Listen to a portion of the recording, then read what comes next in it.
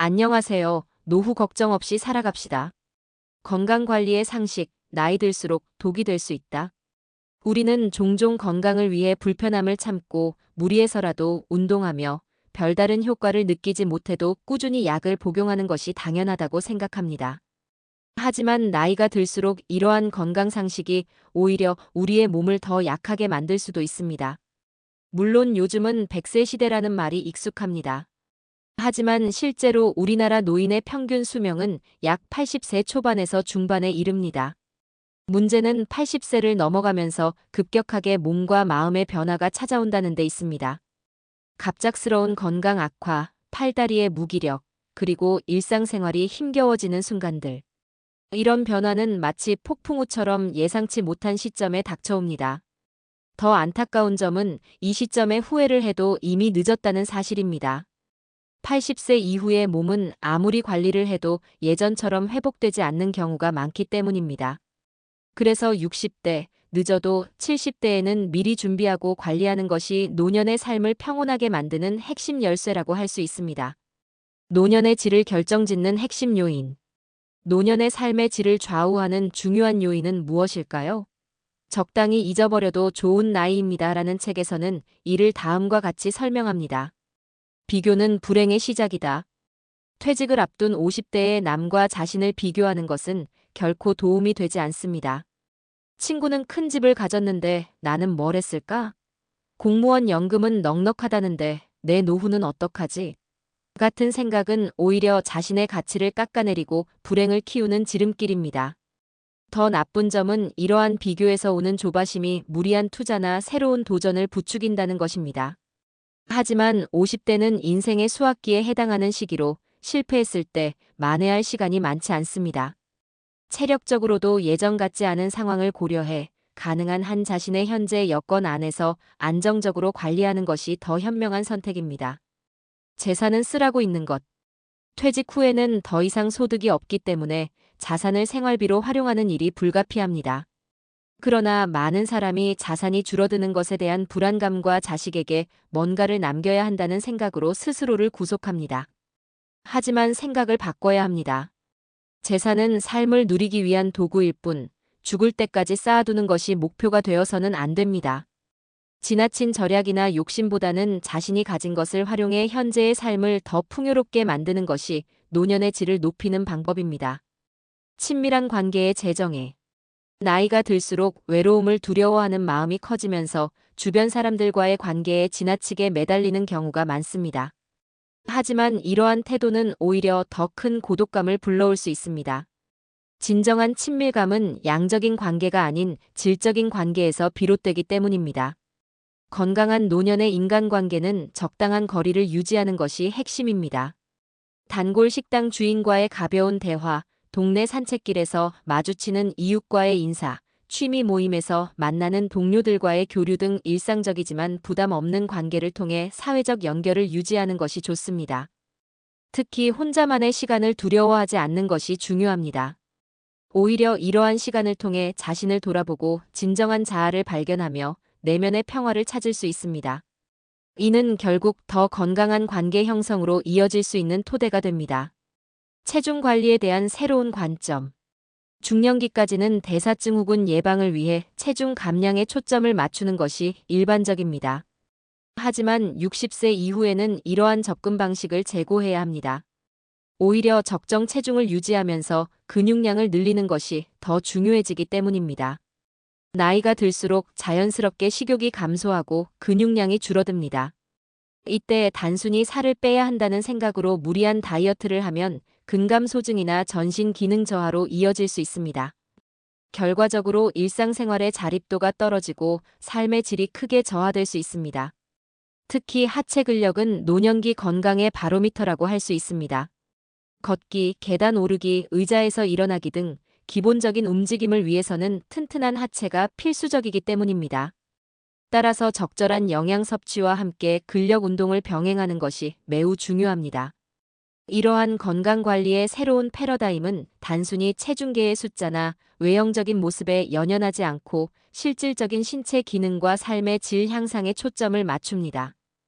90대가 되어서도 자립적인 생활을 영위하고 싶다면 60대부터는 이러한 새로운 관점으로의 전환이 필요합니다. 자녀와의 관계, 건강한 거리두기의 기술. 노년기에 접어들면서 가장 힘든 과제 중 하나는 자녀와의 관계 재정립입니다. 특히 우리나라처럼 자녀 교육과 성공에 모든 것을 투자하는 문화에서는 더욱 그렇습니다. 자녀가 성인이 되어 독립한 후에도 계속해서 경제적, 정서적으로 개입하려는 경향이 강하기 때문입니다. 하지만 이러한 과도한 개입은 자녀의 진정한 독립을 방해할 뿐만 아니라 부모 자신의 노후 생활도 위협할 수 있습니다. 자녀의 결혼 비용을 마련하느라 노후 자금을 탕진하거나 손주를 돌보느라 자신의 건강을 해치는 경우가 대표적인 예입니다. 건강한 부모 자녀 관계를 위해서는 명확한 경계선을 설정하는 것이 중요합니다. 자녀의 대학 졸업이나 결혼 시점을 기준으로 경제적 지원을 마무리하고 이후에는 자녀가 스스로의 삶을 책임지도록 하는 것이 좋습니다.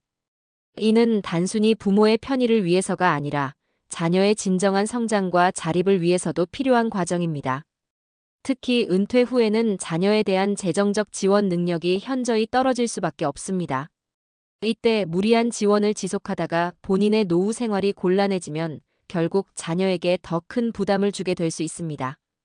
따라서 은퇴 전부터 자녀와 충분한 대화를 통해 서로의 역할과 책임에 대해 명확히 합의하는 것이 중요합니다. 이러한 거리두기는 단순히 물리적, 경제적 차원에서만이 아니라 심리적 차원에서도 필요합니다. 자녀의 인생에 지나치게 관여하거나 간섭하지 않고 독립된 성인으로서 서로를 존중하는 관계를 만들어가는 것이 중요합니다. 이는 결국 부모 세대의 행복한 노후와 자녀 세대의 건강한 성장을 동시에 가능하게 하는 길이 될 것입니다. 실제로 많은 연구에서 적절한 거리를 유지하는 부모 자녀 관계가 양쪽 모두의 삶의 만족도를 높인다는 결과가 나오고 있습니다.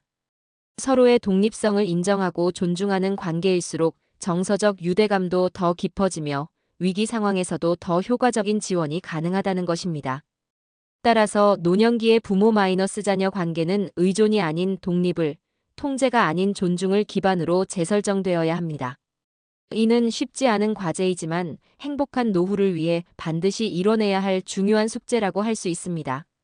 바른 자세가 만드는 건강한 노년. 노년기에는 신체 활동량이 자연스럽게 감소하면서 자세가 나빠지기 쉽습니다. 많은 사람들이 운동의 중요성은 알고 있지만 정작 일상생활에서의 자세 관리에는 소홀한 경우가 많습니다. 하지만 올바른 자세야말로 건강한 노년을 위한 가장 기본적이면서도 중요한 요소입니다. 잘못된 자세는 단순히 외관상의 문제를 넘어 심각한 건강 문제를 초래할 수 있습니다.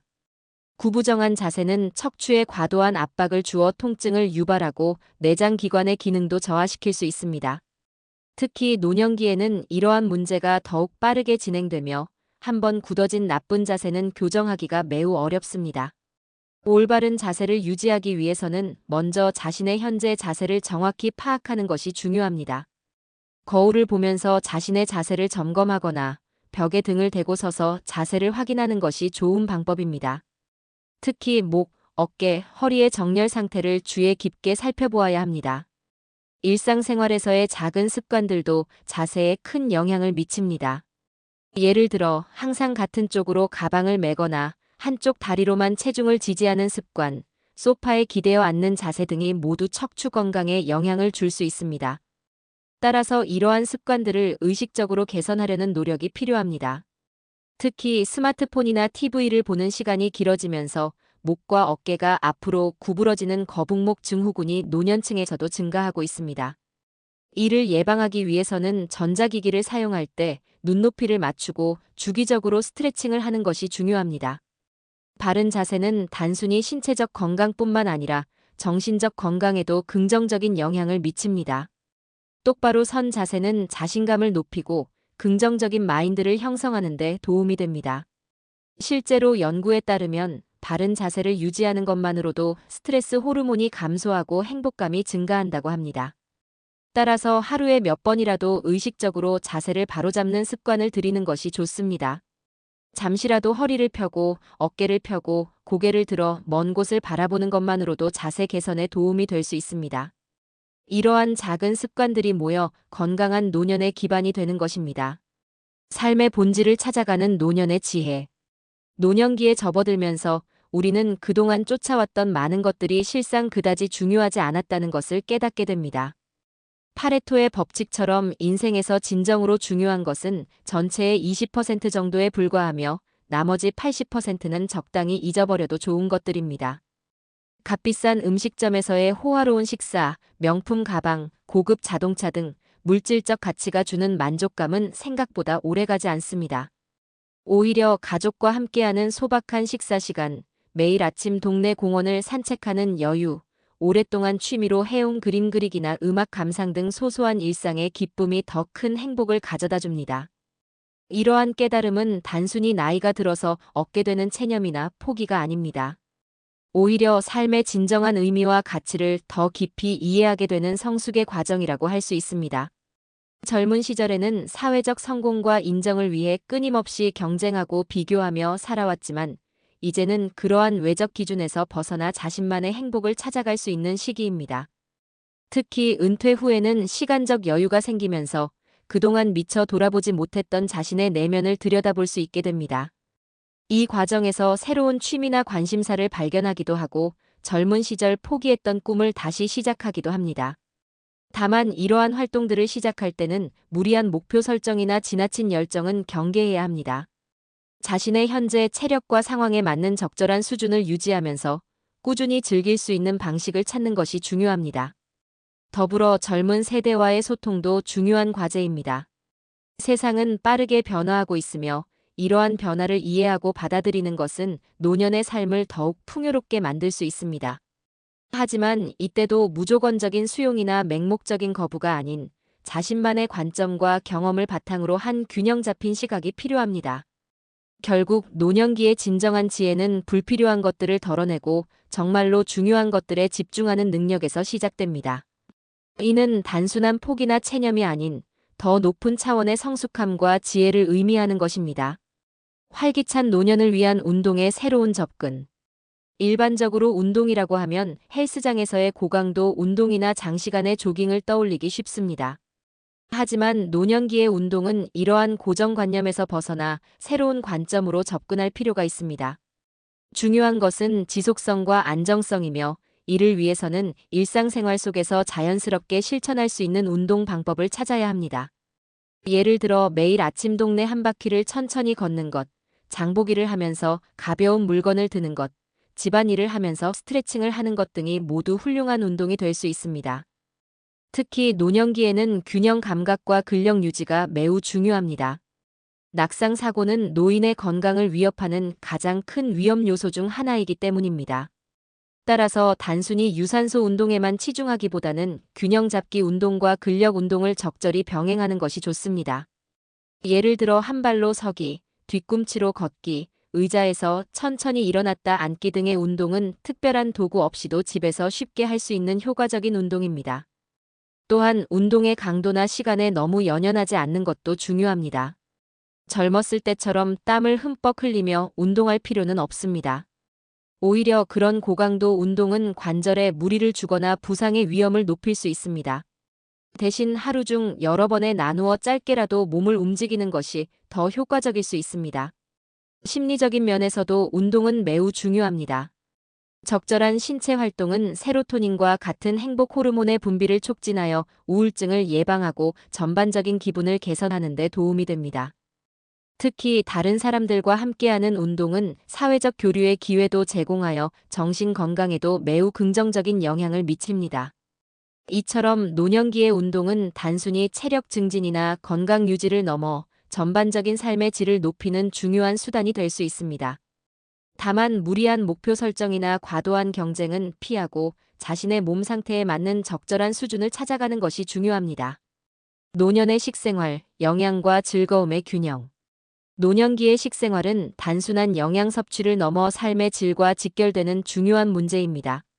나이가 들수록 식욕이 감소하고 소화 기능도 저하되면서 자연스럽게 음식 섭취량이 줄어들게 됩니다. 하지만 이것이 반드시 부정적인 변화만은 아닙니다. 오히려 이러한 변화를 자연스럽게 받아들이면서 새로운 식생활 패턴을 만들어가는 것이 중요합니다. 무엇보다 식사의 질적인 면에 더 신경 써야 합니다. 젊었을 때처럼 많은 양을 먹지 않더라도 필요한 영양소를 골고루 섭취할 수 있도록 식단을 구성하는 것이 핵심입니다.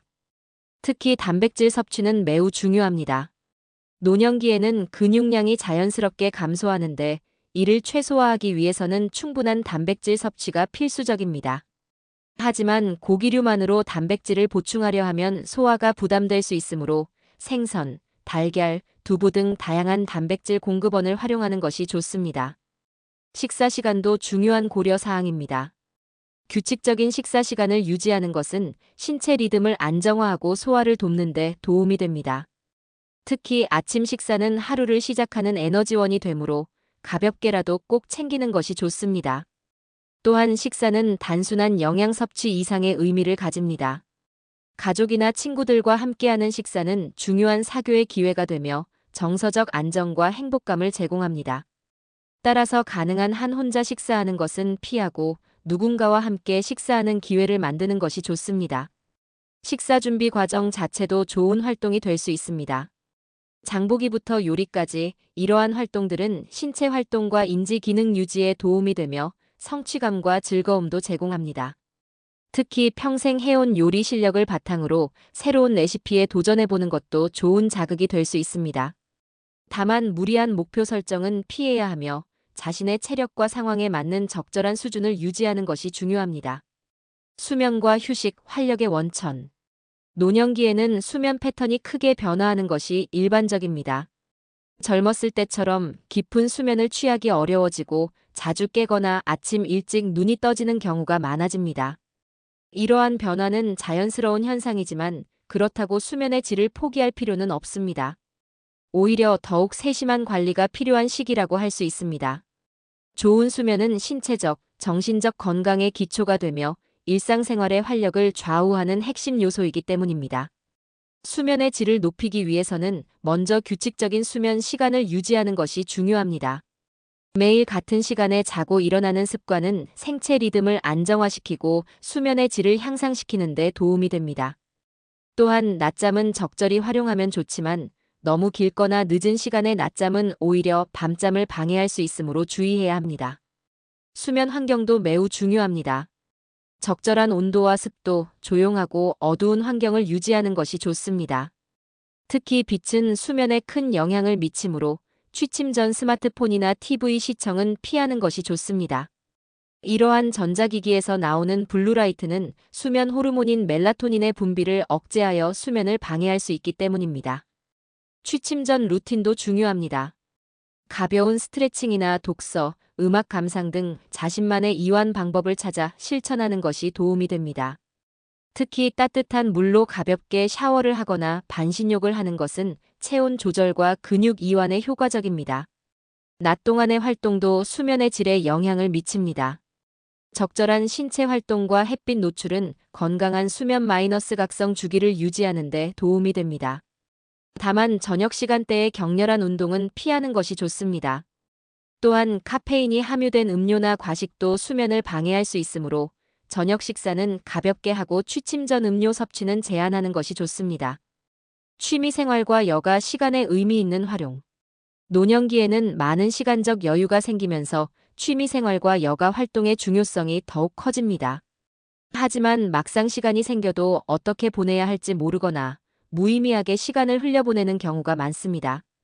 중요한 것은 단순히 시간을 보내는 것이 아니라 의미 있고 즐거운 활동으로 채우는 것입니다.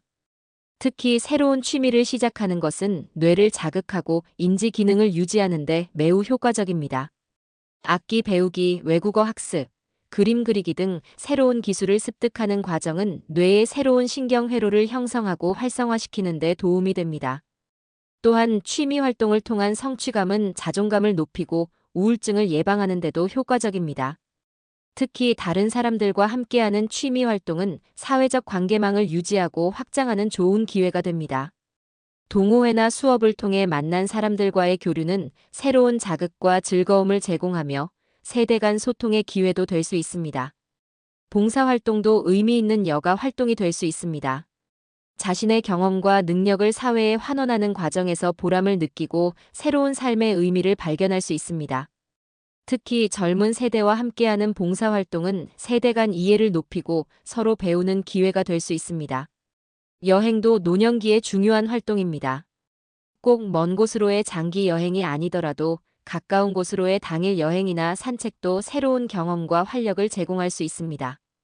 특히 여행은 일상에서 벗어나 새로운 환경을 경험하고 추억을 만들 수 있는 좋은 기회입니다. 다만 이러한 활동들을 시작할 때는 너무 큰 부담을 갖지 않는 것이 중요합니다. 자신의 관심사와 체력에 맞는 활동을 선택하고 점진적으로 확장해 나가는 것이 바람직합니다. 관계의 재정립과 사회적 연결망 구축. 노년기에는 은퇴로 인해 자연스럽게 사회적 관계망이 축소되는 경향이 있습니다. 직장에서의 인간관계가 줄어들고 자녀들은 독립하여 떠나가며 친구들과의 만남도 점차 줄어들게 됩니다. 하지만 이러한 변화를 단순한 상실로 받아들일 필요는 없습니다. 오히려 이전과는 다른 형태의 새로운 관계를 만들어갈 수 있는 기회로 볼 수 있습니다. 특히 양적인 관계보다는 질적인 관계에 초점을 맞추는 것이 중요합니다. 깊이 있는 대화와 진정한 교감이 가능한 소수의 관계를 유지하는 것이 수많은 피상적인 관계를 유지하는 것보다 더 의미 있을 수 있습니다. 이웃과의 관계도 새롭게 바라볼 필요가 있습니다. 젊었을 때는 바쁜 일상 때문에 이웃과의 교류가 적었다면 이제는 동네 주민들과 더 깊은 관계를 맺을 수 있는 여유가 생깁니다. 아파트 주민 모임이나 동네 행사에 참여하는 것은 새로운 관계를 만들 수 있는 좋은 기회가 됩니다. 또한 온라인을 통한 소통도 적극적으로 활용할 수 있습니다. 스마트폰과 소셜미디어는 멀리 있는 가족이나 친구들과 쉽게 연락을 주고받을 수 있게 해주며 비슷한 관심사를 가진 사람들과 교류할 수 있는 플랫폼을 제공합니다. 물론 이때는 디지털 기기 사용에 대한 적절한 학습과 주의가 필요합니다. 세대 간 소통도 중요한 과제입니다. 젊은 세대와의 대화는 새로운 관점과 아이디어를 접할 수 있는 기회가 되며 사회 변화에 대한 이해를 높이는 데도 도움이 됩니다. 특히 손주들과의 관계는 노년기에 특별한 기쁨과 의미를 제공할 수 있습니다. 다만 이러한 관계에서도 적절한 거리와 경계를 유지하는 것이 중요합니다. 마음 건강과 스트레스 관리. 노년기의 정신 건강은 신체 건강만큼이나 중요한 문제입니다. 은퇴, 역할 상실, 건강 악화, 경제적 불안 등 다양한 스트레스 요인들이 존재하며 이러한 스트레스가 적절히 관리되지 않으면 우울증이나 불안장애로 이어질 수 있습니다. 따라서 마음 건강을 위한 체계적인 관리가 필요합니다. 먼저 자신의 감정을 인정하고 받아들이는 것이 중요합니다. 나이가 들면서 느끼는 불안, 외로움, 상실감 등은 자연스러운 감정입니다. 이러한 감정들을 부정하거나 억압하지 않고 있는 그대로 인정하면서 건강하게 표현하는 방법을 찾아야 합니다. 명상이나 마음 챙김은 효과적인 스트레스 관리 방법이 될 수 있습니다. 잠시 시간을 내어 자신의 호흡과 신체 감각에 집중하는 것만으로도 마음의 안정을 찾을 수 있습니다. 특히 아침에 일어나서 하는 짧은 명상은 하루를 평온하게 시작하는 데 도움이 됩니다. 감정 일기를 쓰는 것도 좋은 방법입니다. 자신의 감정과 생각을 글로 표현하는 과정에서 내면의 정리가 이루어지고 해결책을 발견할 수도 있습니다. 또한 나중에 일기를 다시 읽어보면서 자신의 변화와 성장을 확인할 수 있습니다. 규칙적인 생활 리듬을 유지하는 것도 중요합니다. 일정한 시간에 일어나고 식사하고 활동하는 것은 심리적 안정감을 제공합니다. 특히 아침에 일찍 일어나 햇빛을 쬐는 것은 생체 리듬 조절과 기분 개선에 효과적입니다. 하지만 때로는 전문가의 도움이 필요할 수 있습니다. 우울감이나 불안이 지속되고 일상생활에 지장을 줄 정도라면 정신건강 전문가와의 상담을 고려해 볼 필요가 있습니다. 전문가 상담에 대한 편견이나 거부감을 가질 필요는 없습니다.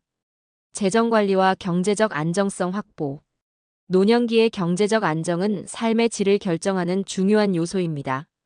특히 은퇴 후에는 정기적인 수입이 줄어들거나 없어지기 때문에 더욱 체계적인 재정 관리가 필요합니다. 먼저 자신의 현재 재정 상태를 정확히 파악하는 것이 중요합니다. 보유 자산, 연금, 보험, 부채 등을 꼼꼼히 점검하고 앞으로의 예상 지출을 고려하여 장기적인 재정 계획을 세워야 합니다. 특히 의료비는 나이가 들수록 증가하는 경향이 있으므로 이에 대한 충분한 준비가 필요합니다. 연금은 노후 생활의 중요한 경제적 기반이 됩니다. 국민연금, 퇴직연금, 개인연금 등 다양한 연금 수입원을 최대한 활용하는 것이 좋습니다. 특히 연금 수령 시기를 결정할 때는 신중한 고려가 필요합니다. 조기 수령은 당장의 생활에 도움이 될 수 있지만 장기적으로는 받을 수 있는 총액이 줄어들 수 있기 때문입니다. 자산 관리에 있어서는 안정성을 최우선으로 고려해야 합니다. 고수익을 노리는 투자나 새로운 사업 도전은 위험할 수 있으며 실패했을 경우 회복이 어려울 수 있습니다. 대신 예금, 채권 등 안전한 금융 상품을 중심으로 포트폴리오를 구성하는 것이 바람직합니다. 주택은 노후 자금의 중요한 원천이 될 수 있습니다. 주택연금이나 전세금 수입 등을 통해 안정적인 현금 흐름을 만들 수 있습니다. 다만 이 경우에도 자신의 상황과 필요에 맞는 적절한 선택이 중요합니다. 지출 관리도 중요합니다. 불필요한 지출을 줄이고 꼭 필요한 곳에 집중하여 지출하는 습관을 들여야 합니다. 특히 고정비 지출을 최소화하고 융통성 있게 조절할 수 있는 지출 항목을 늘리는 것이 좋습니다. 의료 서비스 이용과 건강관리 시스템. 노년기에는 정기적인 건강검진과 의료 서비스 이용이 더욱 중요해집니다. 하지만 단순히 병원을 자주 방문하는 것이 능사는 아닙니다. 효율적이고 체계적인 의료 서비스 이용 전략이 필요합니다. 먼저 자신의 건강 상태와 위험 요인을 정확히 파악하는 것이 중요합니다. 가족력, 현재의 건강 상태, 복용 중인 약물 등을 문서화하여 정리해두면 의료진과의 소통에 도움이 됩니다. 주치의 제도를 적극 활용하는 것도 좋은 방법입니다. 자신의 건강 상태를 잘 알고 있는 의사와 지속적인 관계를 유지하면 더 효과적인 건강 관리가 가능합니다. 특히 여러 가지 만성 질환을 가지고 있는 경우 각각의 치료가 서로 충돌하지 않도록 조정하는 역할을 해줄 수 있습니다. 의약품 관리도 중요한 부분입니다.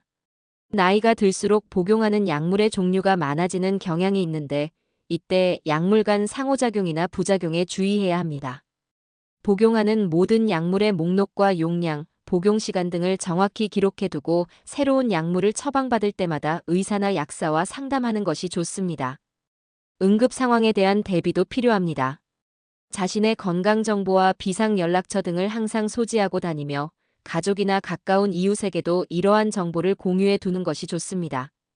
특히 혼자 사는 경우에는 응급 호출 시스템이나 스마트 기기를 활용하는 것도 고려해 볼 수 있습니다. 예방적 건강 관리도 중요합니다. 정기적인 건강 검진을 통해 질병을 조기에 발견하고 예방접종 등을 통해 감염병을 예방하는 것이 필요합니다. 또한 구강 건강, 시력, 청력 등 감각기관의 관리도 소홀히 하지 말아야 합니다. 일상생활의 안전과 편의성 확보. 노년기에는 신체 기능의 저하로 인해 일상생활에서의 안전사고 위험이 높아집니다. 따라서 생활 환경을 적절히 개선하고 안전하게 관리하는 것이 매우 중요합니다. 특히 주거 공간의 안전성 확보는 가장 기본적이면서도 중요한 과제입니다. 먼저 집 안에서의 낙상 사고를 예방하기 위한 조치가 필요합니다. 바닥재는 미끄럽지 않은 것으로 선택하고 욕실과 화장실에는 손잡이를 설치하는 것이 좋습니다. 또한 전기 콘센트와 전선 관리, 조명 시설의 적절한 배치도 중요합니다. 특히 야간에 화장실을 가는 경우가 많으므로 침실에서 화장실까지의 경로에는 적절한 조명을 설치해야 합니다. 가구 배치도 안전을 고려해야 합니다. 이동 경로에 장애물이 되는 가구는 제거하거나 재배치하고 자주 사용하는 물건은 손쉽게 닿을 수 있는 위치에 두는 것이 좋습니다.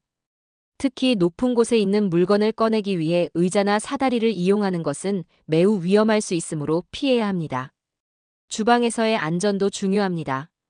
가스레인지나 전기레인지는 자동 차단 기능이 있는 제품을 사용하고 화재 감지기와 소화기를 설치하는 것이 좋습니다. 또한 무거운 조리기구나 식기는 아래쪽 수납장에 보관하여 사용 시 위험을 줄여야 합니다. 외출 시의 안전도 고려해야 합니다. 계단이나 경사로를 이용할 때는 반드시 난간을 잡고 천천히 이동하며 대중교통 이용 시에도 충분한 시간적 여유를 두고 움직이는 것이 좋습니다. 또한 날씨가 좋지 않은 날에는 가급적 외출을 자제하거나 반드시 필요한 경우에는 동반자와 함께 이동하는 것이 안전합니다. 디지털 기술 활용과 정보화 시대 적응. 현대 사회에서 디지털 기술은 일상생활의 필수 요소가 되었습니다. 노년층에게도 이러한 기술을 활용하는 능력은 점점 더 중요해지고 있습니다. 특히 스마트폰과 인터넷은 정보 획득, 소통, 일상적인 서비스 이용 등에 있어 핵심적인 도구가 되었습니다. 하지만 많은 노년층이 디지털 기기 사용에 어려움을 느끼고 있으며 이는 새로운 형태의 사회적 소외로 이어질 수 있습니다. 따라서 적극적인 학습과 적응이 필요합니다. 먼저 스마트폰 사용법부터 시작하는 것이 좋습니다. 기본적인 통화와 메시지 기능은 물론 카카오톡과 같은 메신저 앱, 인터넷 검색, 지도 앱 등 일상생활에 유용한 기능들을 하나씩 익혀나가는 것이 좋습니다. 특히 자녀나 손주들과의 소통을 위해서는 이러한 기술 습득이 필수적입니다. 온라인 뱅킹이나 모바일 결제 시스템도 중요한 학습 대상입니다. 이제는 많은 금융 거래가 온라인으로 이루어지고 있으며 이를 활용하면 더욱 편리하게 경제 생활을 영위할 수 있습니다. 다만 보안에 대한 기본적인 이해와 주의가 필요합니다. 디지털 콘텐츠 소비도 노년기의 삶을 풍요롭게 만들 수 있습니다. 유튜브나 다양한 스트리밍 서비스를 통해 자신이 좋아하는 음악, 영화, 교육 콘텐츠 등을 즐길 수 있습니다. 또한 온라인 커뮤니티를 통해 비슷한 관심사를 가진 사람들과 교류하며 새로운 소셜 네트워크를 형성할 수도 있습니다. 이러한 디지털 기술 학습은 단순히 편의성을 위해서만이 아닌 인지 기능 유지에도 도움이 됩니다. 새로운 기술을 배우고 적용하는 과정은 뇌를 자극하고 활성화시키는 좋은 훈련이 될 수 있기 때문입니다. 생활 속 인지 기능 강화와 치매 예방. 노년기의 가장 큰 걱정거리 중 하나는 치매와 같은 인지기능 저하입니다. 하지만 적절한 예방과 관리를 통해 인지기능을 오랫동안 건강하게 유지할 수 있습니다. 중요한 것은 특별한 활동이 아닌 일상생활 속에서 꾸준히 실천할 수 있는 습관을 만드는 것입니다. 먼저 규칙적인 독서는 가장 효과적인 인지 기능 강화 방법 중 하나입니다. 책을 읽는 행위는 뇌를 적극적으로 활성화시키며 특히 새로운 정보를 접하고 이해하는 과정은 뇌의 다양한 영역을 자극합니다. 신문이나 잡지를 읽는 것도 좋은 방법이 될 수 있습니다. 퍼즐이나 숫자 게임도 인지 기능 유지에 도움이 됩니다. 스도쿠, 낱말 맞추기, 바둑, 장기 등은 논리적 사고력과 기억력을 훈련하는 좋은 도구입니다. 특히 다른 사람과 함께하는 보드게임은 사회적 교류까지 더해져 더욱 효과적입니다. 새로운 것을 배우는 것도 중요합니다. 악기 연주, 외국어 학습, 그림 그리기 등 이전에 해보지 않았던 활동을 시작하는 것은 뇌에 새로운 자극을 주는 좋은 방법입니다. 이때 너무 어려운 것을 선택하여 스트레스를 받기보다는 즐기면서 할 수 있는 수준의 활동을 선택하는 것이 중요합니다. 일상적인 활동에서도 인지 기능을 자극할 수 있는 방법을 찾을 수 있습니다. 예를 들어 장보기 목록을 외워서 가게에 가거나 익숙한 길도 때때로 다른 경로로 다녀보는 것도 좋은 훈련이 될 수 있습니다. 또한 요리를 할 때도 새로운 레시피에 도전해보거나 여러 가지 일을 동시에 처리하는 연습을 해볼 수 있습니다. 터닝 포인트로서의 60대, 새로운 시작. 60대는 인생에서 매우 특별한 의미를 가지는 시기입니다. 직장에서의 은퇴, 자녀의 독립, 신체적 변화 등 많은 변화가 찾아오는 시기이지만 이는 동시에 새로운 시작의 기회이기도 합니다. 이 시기를 어떻게 보내느냐에 따라 이후의 노년기 삶의 질이 크게 달라질 수 있습니다. 특히 60대는 아직 신체적으로나 정신적으로 충분한 활력을 가지고 있으면서도 사회적 책임에서는 어느 정도 자유로워진 시기입니다. 이는 자신을 위한 투자와 새로운 도전을 시작하기에 최적의 시기라는 것을 의미합니다. 이 시기에는 그동안 미뤄두었던 꿈을 실현하거나 새로운 목표를 설정하는 것이 가능합니다. 예를 들어 평생 배우고 싶었던 악기를 시작하거나 여행을 다니면서 세상을 더 넓게 보는 기회를 가질 수 있습니다. 또는 자신의 경험과 지식을 다른 사람들과 나누는 봉사활동이나 멘토링을 시작할 수도 있습니다. 건강 관리에 있어서도 60대는 매우 중요한 시기입니다. 이 시기에 형성된 건강관리 습관은 이후의 노년기 건강을 좌우하게 됩니다. 특히 근력 운동과 균형 잡기 운동은 이 시기부터 특별히 신경 써야 할 부분입니다. 또한 정기적인 건강 검진을 통해 인건강 문제를 조기에 발견하고 관리하는 것도 중요합니다. 재정적인 면에서도 60대는 중요한 전환점입니다. 은퇴 후의 소득 감소에 대비한 재정 계획을 세우고 자산 관리 전략을 재점검해야 하는 시기입니다. 특히 향후 발생할 수 있는 의료비 지출이나 장기 요양 비용 등을 고려한 준비가 필요합니다. 사회적 기여와 세대 간 소통의 가치.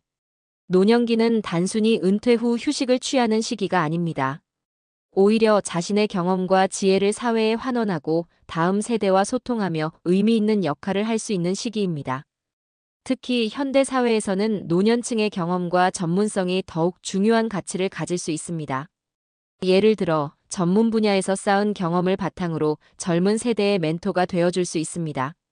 이는 단순한 지식 전달을 넘어 삶의 지혜와 경험을 나누는 소중한 기회가 됩니다. 또한 지역사회 봉사활동이나 문화예술 활동을 통해 사회에 기여할 수 있습니다.